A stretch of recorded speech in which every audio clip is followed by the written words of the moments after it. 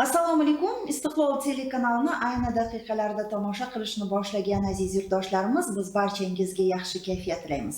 Bugun 18-aprel, haftaning shanbasi va ko'plarimiz uchun bugun dam olish kuni. Shunday ekan, dam olish kunlaringiz maroqli, fayzli o'tishini biz tilagan holda, bugun tushlikda dastur orqali sizga kayfiyatni ko'taradigan yaxshi bir suhbatlarni havola etishga harakat qilamiz va bugun bizni dasturimizni oxirigacha kuzatishni albatta tavsiya qilgan bo'lar edik.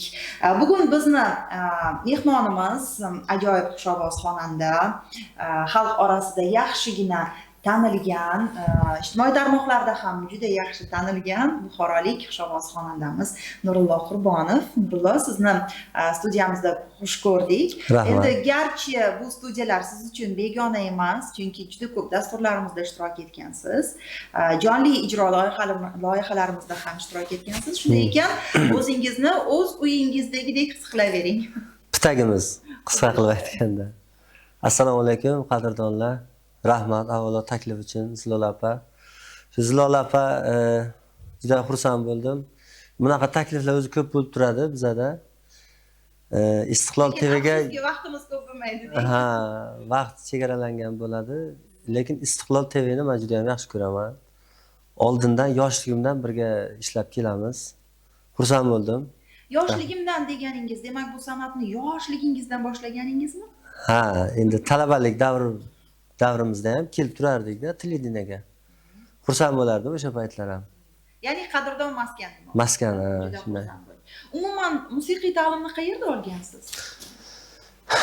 Ilk bor shogird turganman. Qishlog'imizda, Romitan tuman Qoqishtuvan qishlog'ida tug'ilganman o'zi.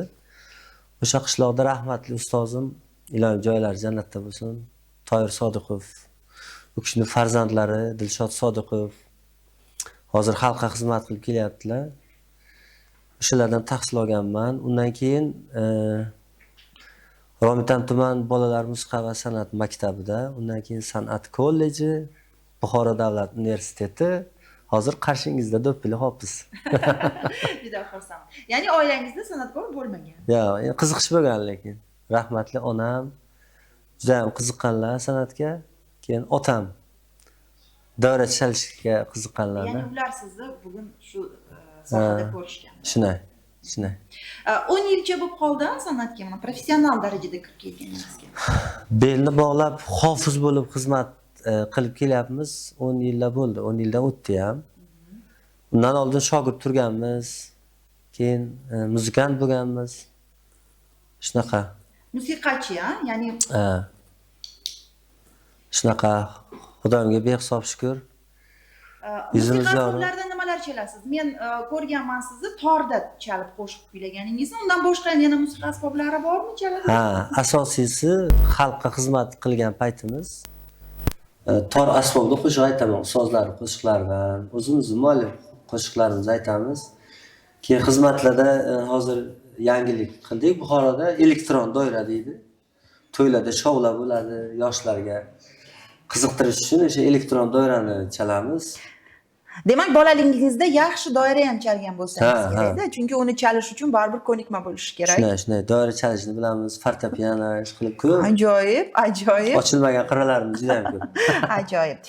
Endi meni xursand qiladigan narsa, Nurullo, sizni ijodingizda juda ko'p qo'shiqlar aynan mualliflik qo'shiqlari. Adashmasam 80-90% qo'shiqlaringiz mualliflik qo'shiqlari. 20 ga yaqinlashib qoldi.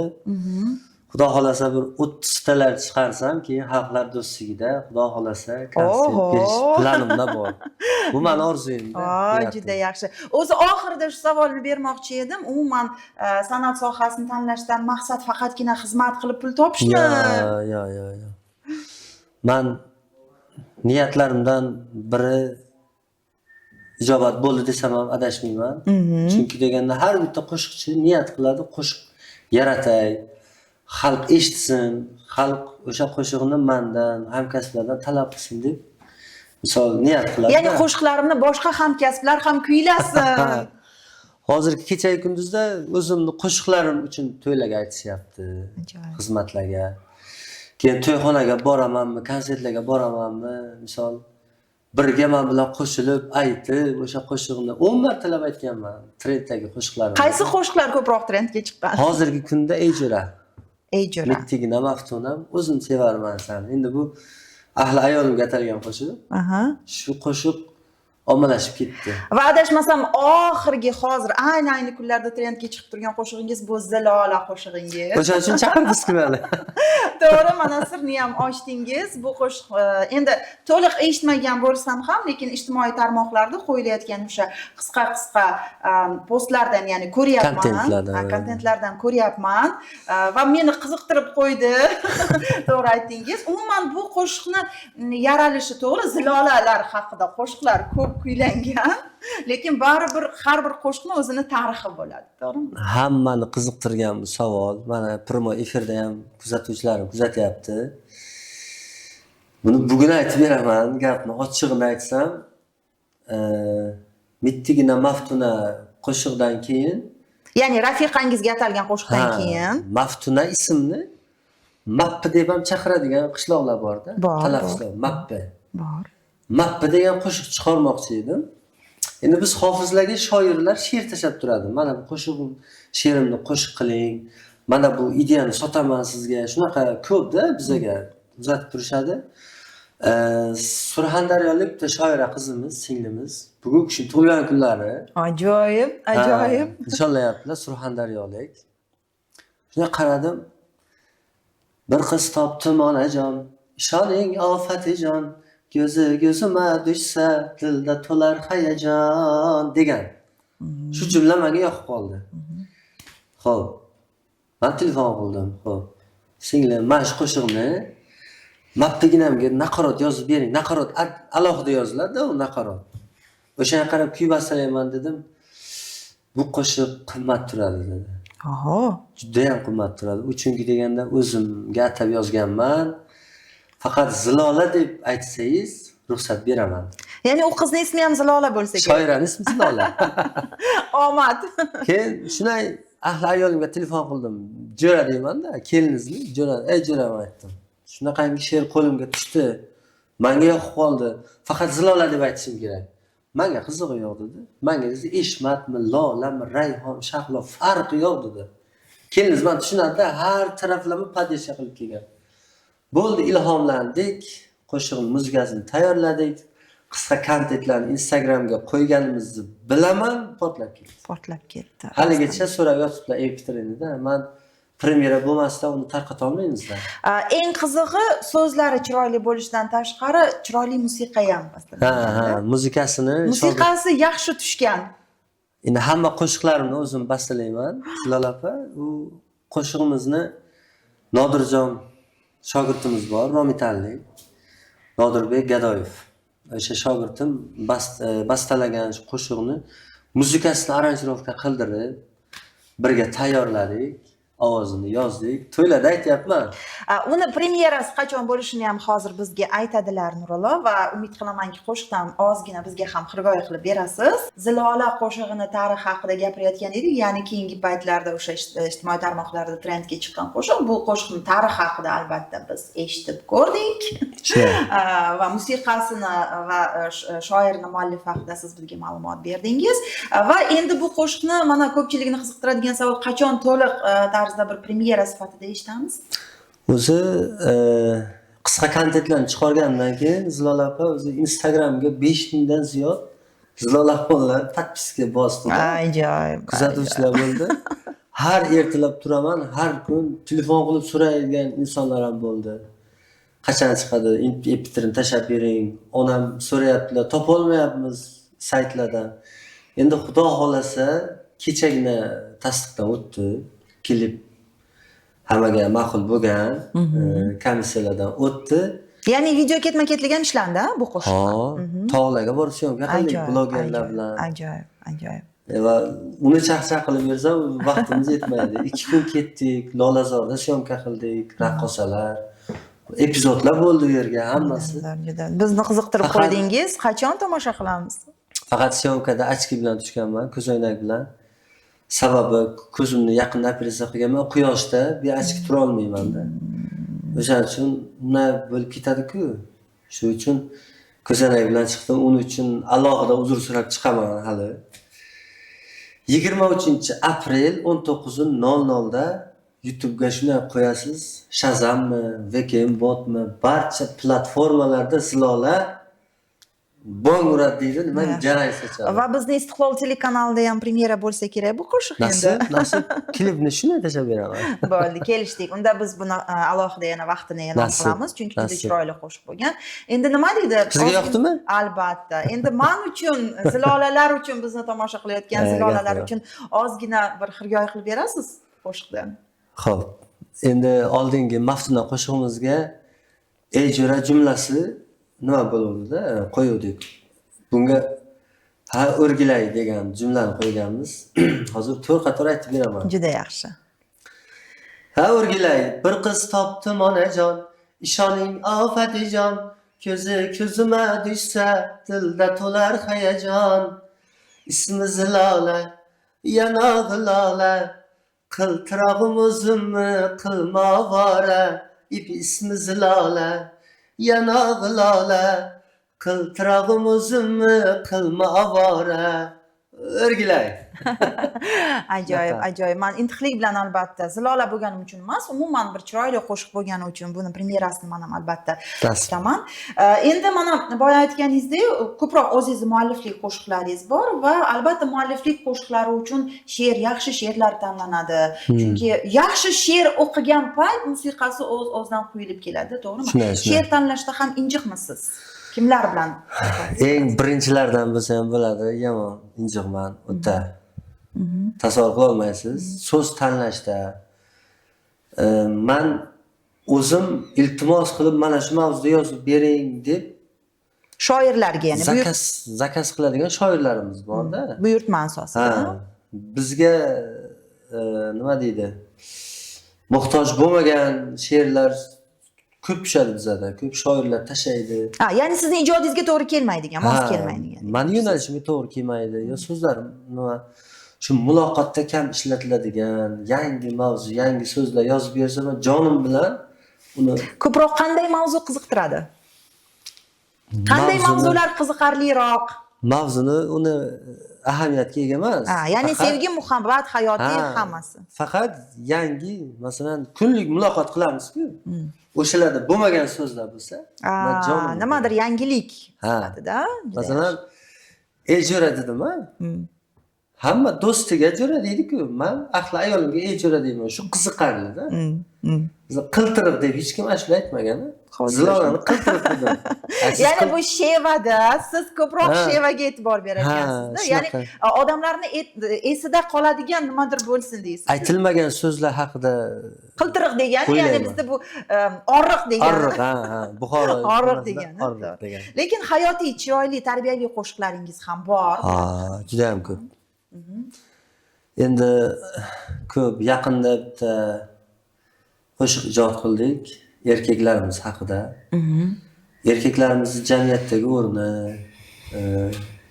erkakning mas'uliyati, qanaqa bo'lishidan qat'iy nazar oila uchun, farzandlar uchun, ota-onasi uchun qanday yelib yuguradi. Kamoliddin Shukurov qalamiga mansub.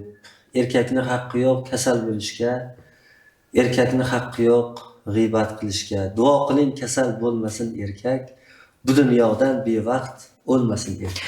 Juda yaxshi mavzu tanlangan, chunki bugun ayrim oilalarda o'sha erkakning obro'si, qanaqadir bir o'rni, afsuski bu hayotiy haqiqat tushib borayotgan bir paytda menimcha o'z o'rnida aytilgan qo'shiq. Agar sizda shu qo'shiq tayyor bo'lsa, biz uni jon deb eshitardik. Agar xo'p desangizlar, shuni aytib bersam. Juda yaxshi bo'ladi. Unda hozir rejissyorlarimizdan biz iltimos qilamiz, shu qo'shiqni bizga qo'yib bersa agar, biz uni maroq bilan, demak, tomoshabinlarga ham tuhfa qilardik. Nasib. Unda eshitamiz.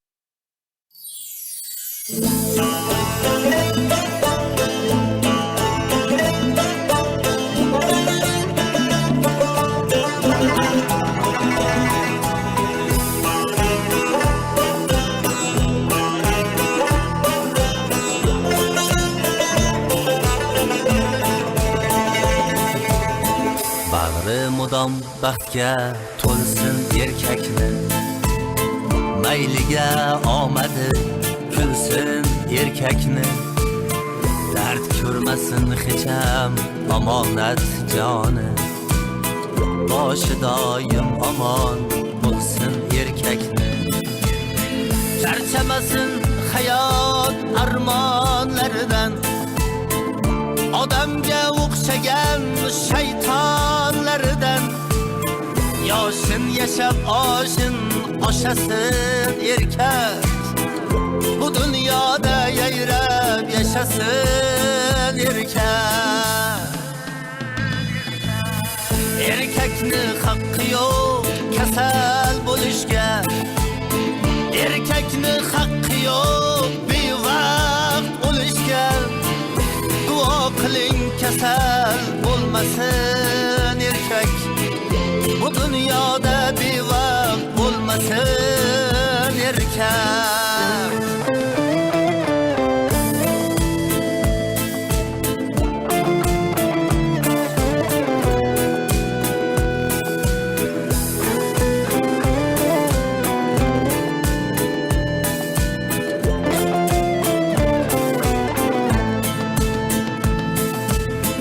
Erkak yaralganmi faqat chopishga, muammo deganing ko'zin yopishga. Malik aytib qo'yay shu bitta so'zni, erkakning haqqi yo'q kam pul topishga. Mayli oilam deb yugurib yelsin, mayli orzu havas tashvishga to'lsin, lek balo ofatdan chekilsin doim. Erkakni hamisha asra xudoyim.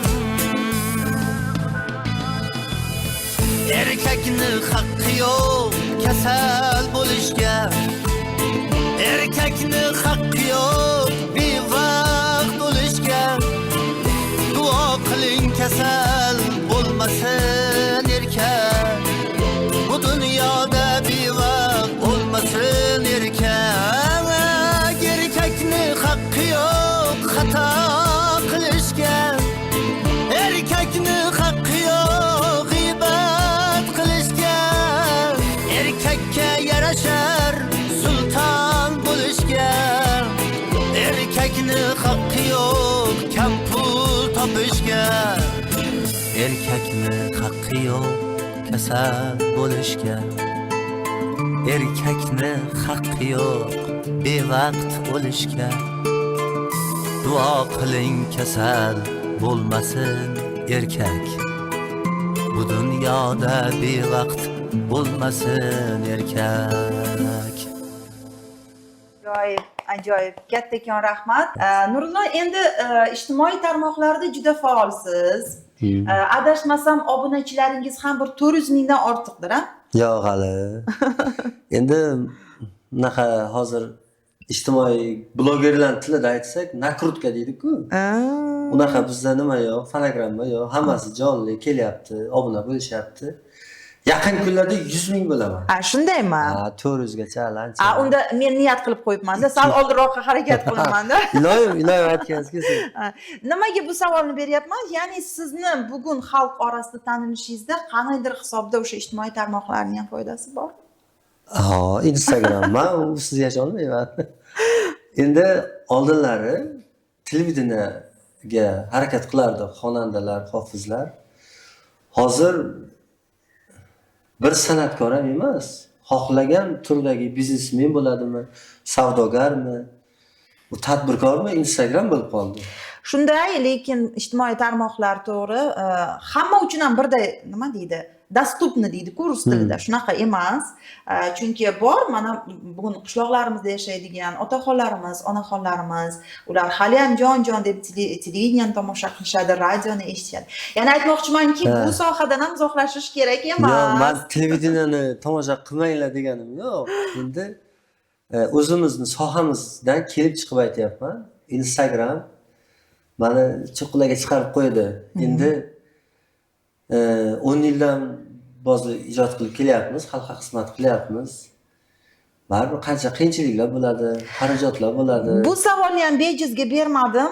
mualliflik qo'shiqlari ko'p bo'lgan odam menimcha markaziy kanallardan ham chiqishga harakat qilish kerak. Sizda shunaqa urinishlar bo'lganmi yoki shunaqa rejalar bormi?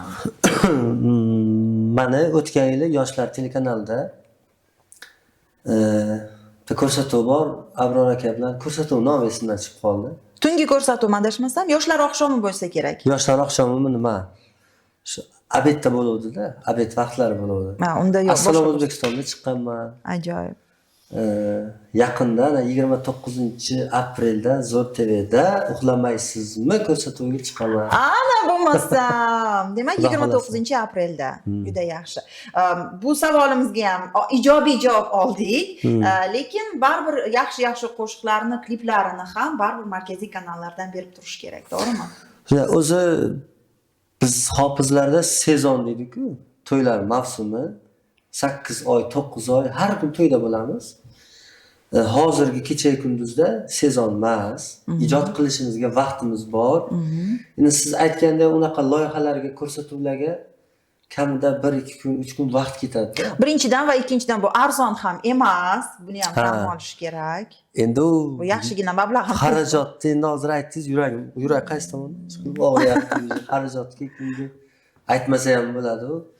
Prosta bizga vaqt, hozir oilaga vaqt ajratishimiz kerak, yangi qo'shiqlar ijod qilishimiz kerak, yangi mavsum to'ylarga tayyorgarlik qilishimiz kerak. Mani guruhimizda masalan 10 kishida sostavda. Ular bilan u jamoani yangi muzikalar, yangi konsovkalar deydi. Ya'ni to'ylarda aytiladigan repertuarlar ham yangilanib turiladimi? Uni yangi qilmasangiz to'yga aytmaydi-ku. Va ko'proq o'zingiz qo'shiqlaringizni ijro qilasiz. Endi oldin chiqqan trenddagi qo'shiqni aytardim. To'ylarda. Endi ko'pchilik qiladigan ishda bu. Hamma shu hozir o'zimga fishka yaratdim.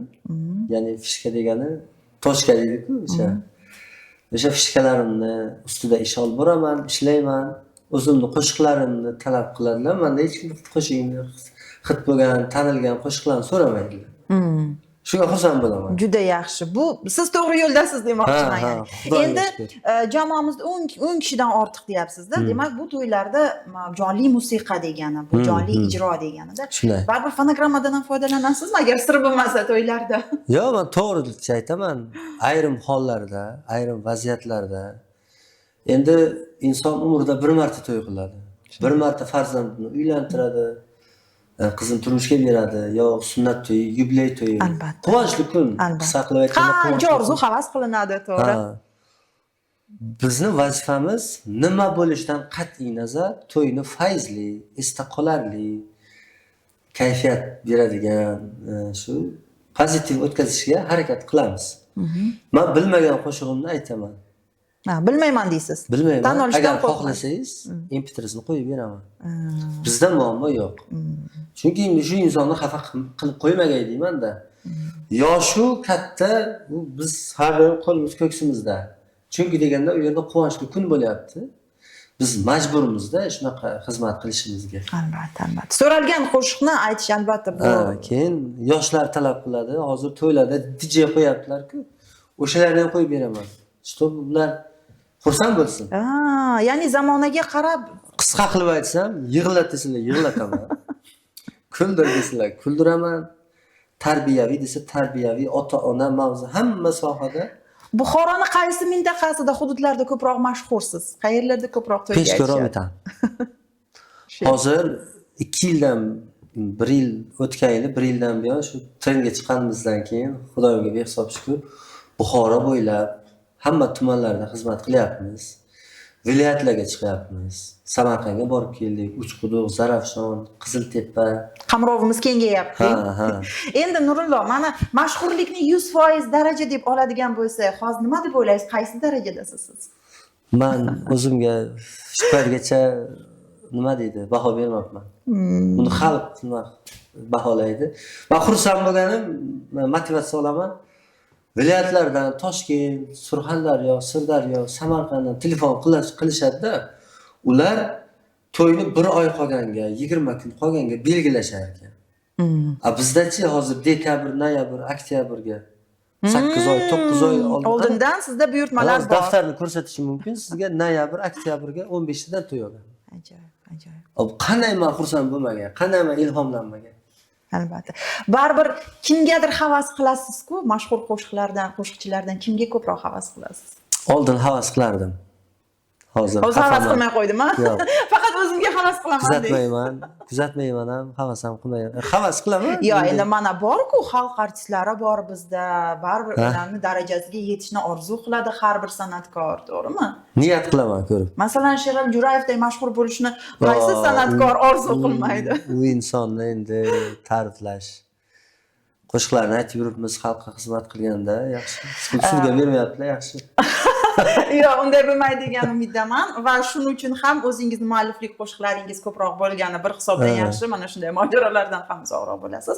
Endi hozir yana bitta trendga chiqqan qo'shiqlaringizdan bittasini eshitdik. Bu o'sha Ey Jo'ra qo'shig'i. Men uchun bu yangilik bo'ldi. Bu do'stingiz uchun aytilgan qo'shiqmi desam, yo'q, bu sevgan rafiqangiz uchun aytilgan qo'shiq ekan. Hozir ham men tomosha qilyapti Jo'ram. Ahli ayolim. Ismlari Maftuna. Jonlari sog' bo'lsin. Ikkita o'g'lim bor. Xizmatdan qaytganimizda soat 12 bo'ladimi, 1 bo'ladimi, 11 bo'ladimi uxlamaydi-da. Kelib shu qo'shiqni aytib, keyin uxlaydi. Ota-bola o'ynab, ajoyib. Mashg'ulotlar qilib. Unda biz ham shu qo'shiqni hozir jon deb eshitamiz. Tamom. Ey Jo'ra onajonisi eshitib o'tir. Tilak bo'lsa. Bu faqat Maftunaxon uchun. Shunday.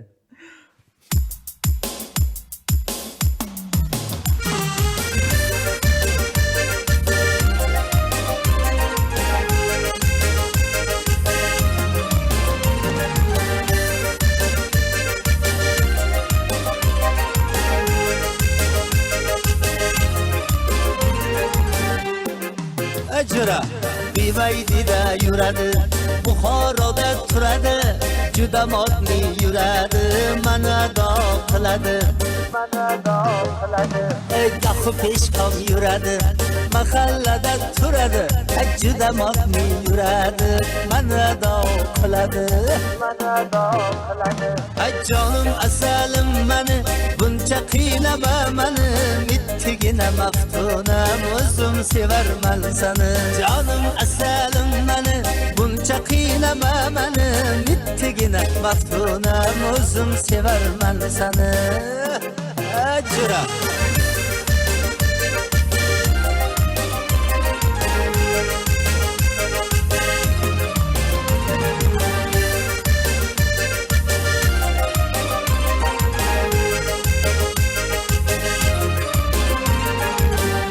Jo'ra voy gap otganda qochasan, ko'p haddingdan oshasan, qochib qayga borasan, o'zimniki bo'lasan.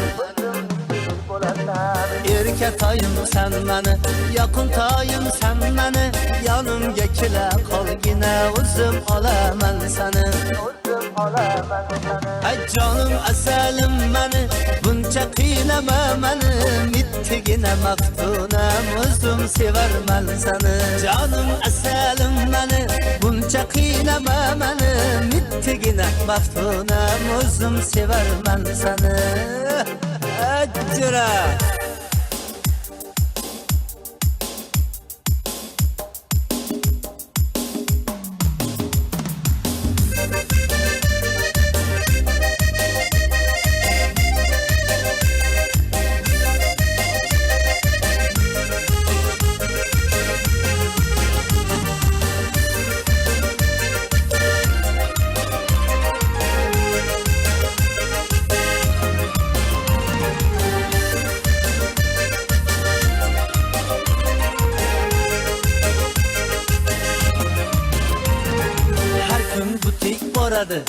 yangi ko'ylak oladi, qo'lida iPhone bilan storieslar qo'yadi.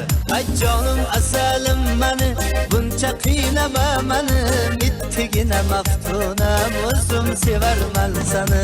Jonim asalim mani, buncha qiynama mani, mittigina maftunam, o'zim sevarman sani.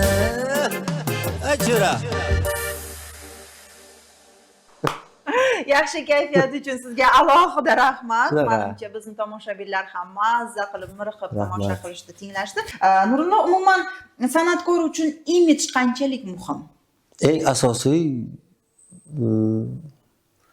nima deydi? Eng asosiy nuqtasi imij. Ya'ni siz to'yga borish uchun alohida tayyorgarlik ko'rasiz, to'g'rimi? Oldin sochlarimni har kun salonga prichoskalar qilib, orqaga tushirib boraydim.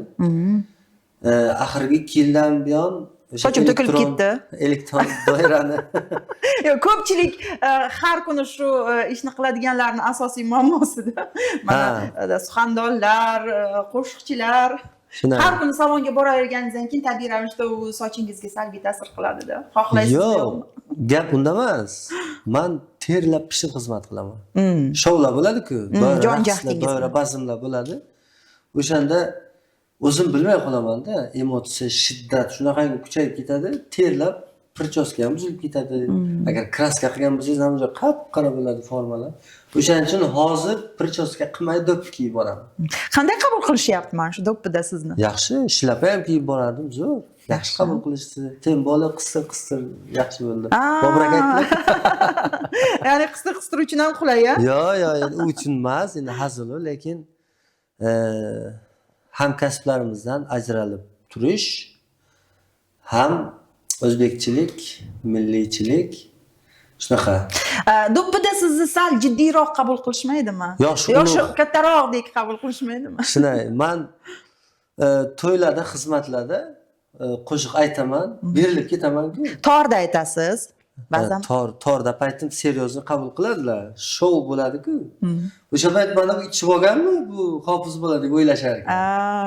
O'zim bilmay qolaman-da, kirishib ketaman. Ya'ni butun vujudim bilan xizmat qilishga harakat qilaman. Siz endi shunday hamkasblaringiz orasida ham bor. Masalan, to'yga shunchaki ishga borganday borishadi-da, lekin siz aytgandek bizda unaqa bir joyda o'tirmayman. Alohida tayyorgarlik ko'rish kerak baribir. Formadan tortib, to'g'rimi? Xalqning orasiga kirib, birma-bir kuyovning oldiga borib, shu esda qolarli bo'lsin, yonsin, portlasin. Undan ham tashqari yana o'z ustingizda ishlaysizmi? Mana san'at, qo'shiq, bastakorlikdan tashqari yana. Endi sizga aytsam, qo'shiqchi, hofiz degani bir qo'shiq aytish emas. Alohida kiyinish madaniyati, sahna madaniyati, gapirish, nutq madaniyati. Nutq madaniyati, notiqlik. Keyin mimika degan narsalar bor. Aktyorskiy mahoratlar. Improvizatsiya juda ko'p qilishga to'g'ri keladi to'ylarda. So'ramang.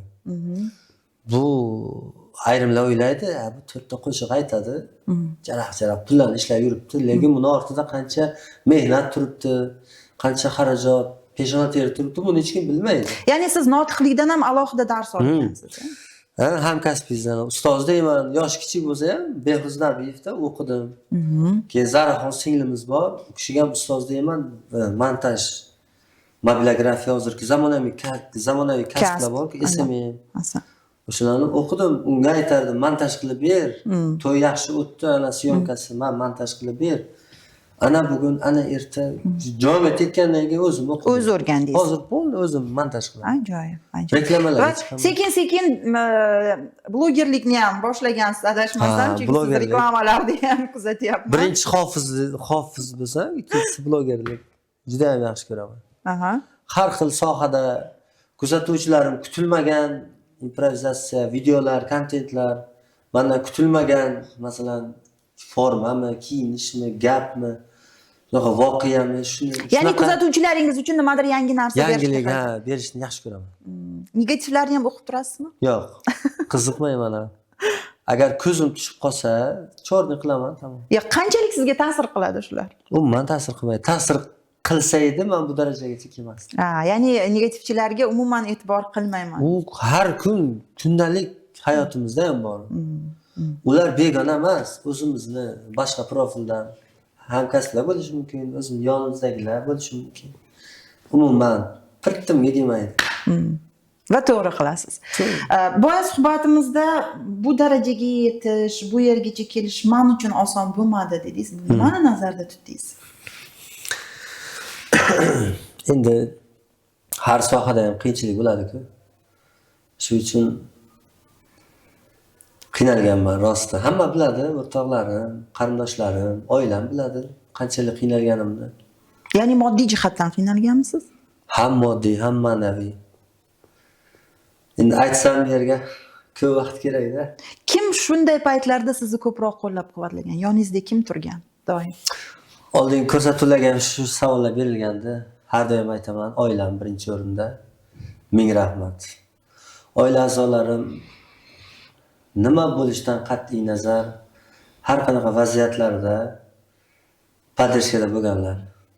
Mayli, masalan, pul bermagan bo'lsalar ham har tomonlama qo'llab-quvvatlaganlar.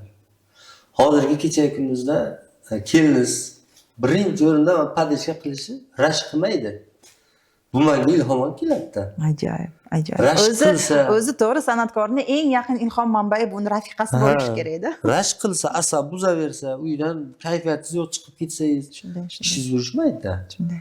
Bu borada ham omadingiz kelgan ekan-da. Ha, tan berganman. Bu borada ham omadingiz kelgan ekan. Xudoyimga behisob shukr. Juda yaxshi. Ajoyib.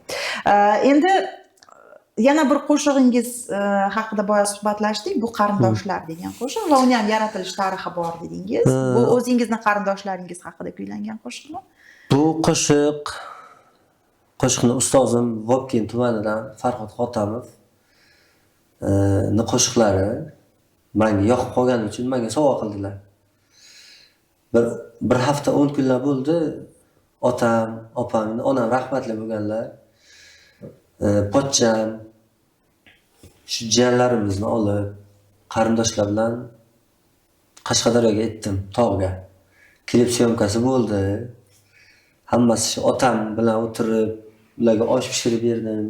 Ha, ya'ni g'oya ham shunaqa. Ya'ni oila davrasida bo'lishi kerak. Shu. Klipning g'oyasi ham shu.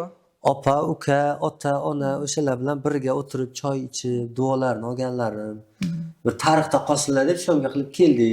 Yaxshi, yaxshi o'ylabsiz. Montaj ketyapti, hozir premyera bo'lmabdi. Xudo xolasa yaqin kunlarda shu qarindoshlar qo'shig'ini ham premyera qilish planimda bor. Juda yaxshi. Unda biz dastur oxirida sizdan shu qo'shiqni eshitib Buni qolamiz. aytib beraman. Nurullo, oxirgi savolim. Bugun o'zingiz ko'zlagan niyatlarga erisha oldim deb o'ylaysizmi?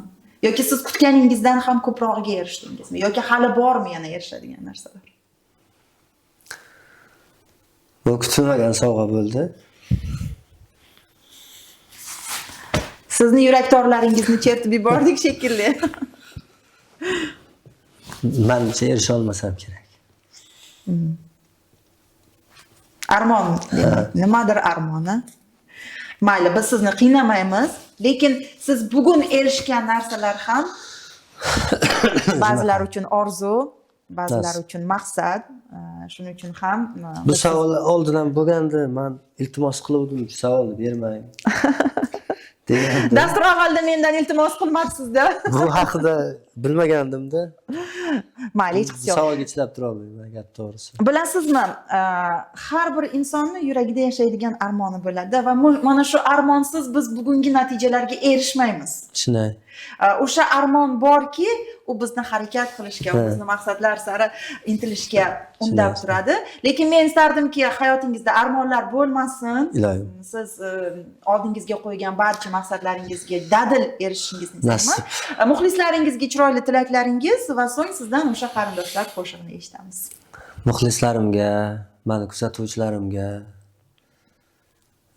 oila a'zolarimga, Istiqlol TVni tushlikda ko'rsatuvni kuzatib borayotgan barchaga, shu telekanalning ishchi xodimlariga, sizga alohida hammalaringizga mingdan ming rahmat aytmoqchiman. Biz kim uchun ijod qilamiz?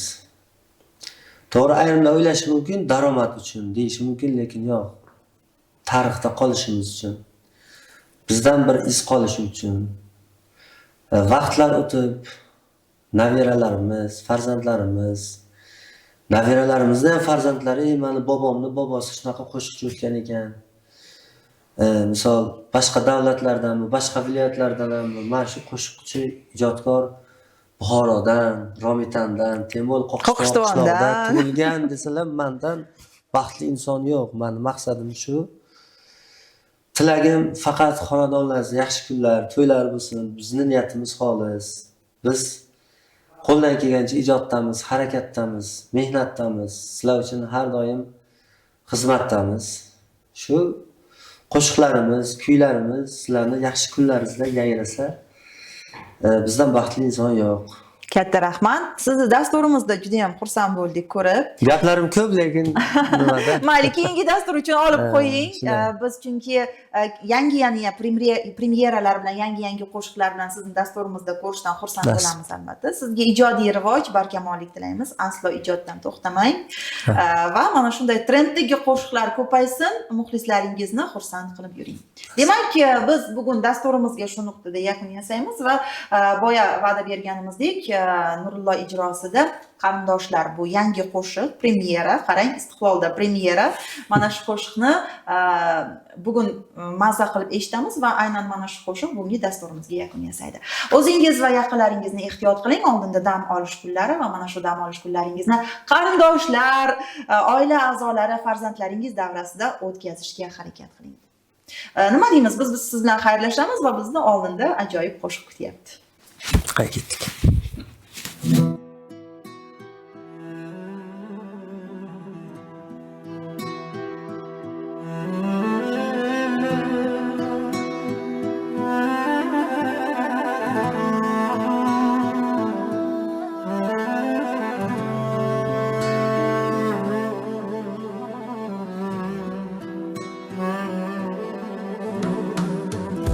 Qarindoshlar yo'qlashmasa yod bo'lib ketar.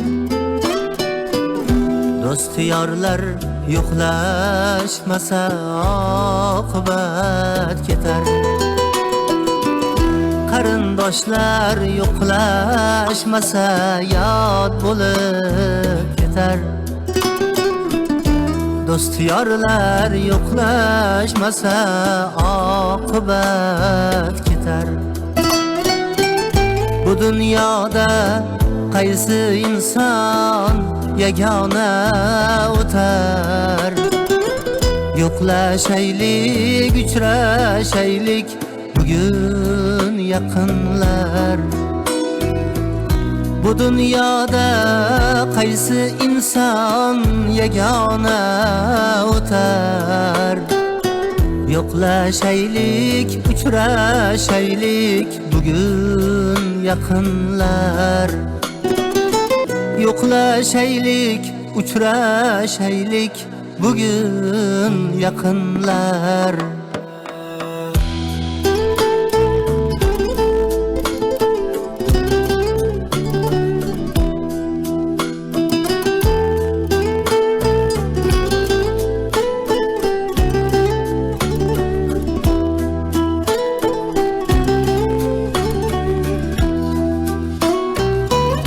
Bugün deymiz, erta deymiz, uchrasha olmaymiz.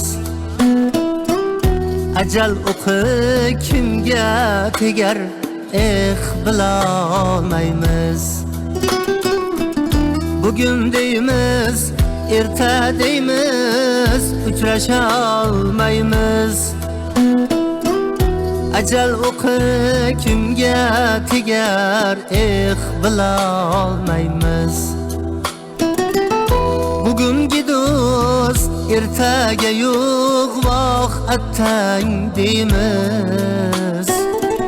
Yo'qlashaylik, uchrashaylik bugun yaqinlar. Bugungi do'st ertaga yo'q, voh attang deymiz. Yo'qlashaylik, uchrashaylik bugun yaqinlar.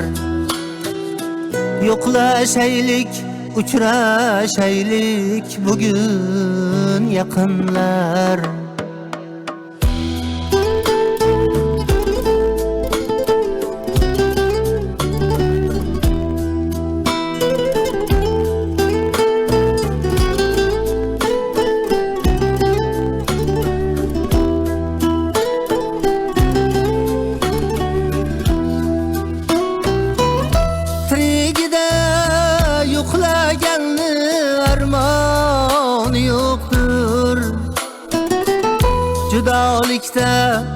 yig'laganni foydasi yo'qdir.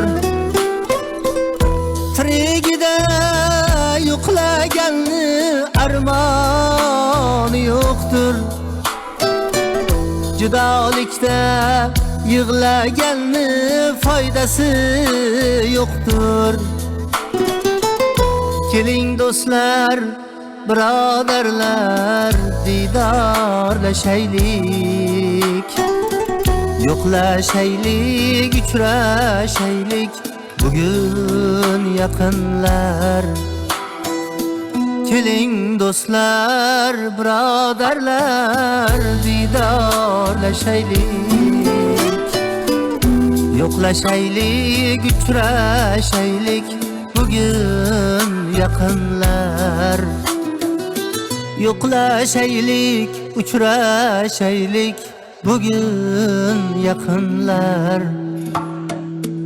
Yo'qlashaylik, uchrashaylik bugun yaqinlar. Bugun yaqinlar.